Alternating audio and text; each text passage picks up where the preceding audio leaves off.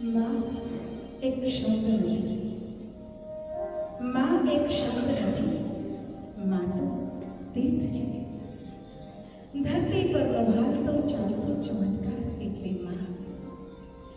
માના સારડાથી, માના ઘોડાથી વધારે કોઈ રેશમનું કપડું ન હોઈ શકે. માના પગલાથી વધારે મજબૂત ધરતીનો કોઈ છેડો ન હોઈ શકે. માના ફૂલ ટાઈમ નોકરીનો પગાર, એ પગારનો કે પુરસ્કારનો, એ માત્ર પ્યોર પ્રેમ છે. માના ખોળામાં માત્ર અજવાળાનો સંચાર. માં આપણી પ્રથમ ગુરુ, એની અબોલ શીખ પણ જીવન જીવવાની જડીબુટી હોય છે.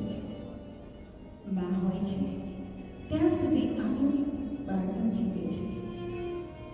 માં હોય છે ત્યાં સુધી આપણું બાળપણ જીવે છે.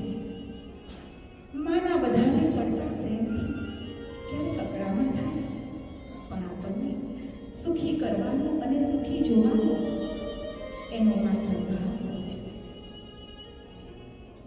માં એવો ખોળો છે જ્યાંથી આપણને બ્રહ્માંડનું એકાંત સાંભળે છે. જેના ખોળામાં મુખ મળે જીવનમાં શાખા.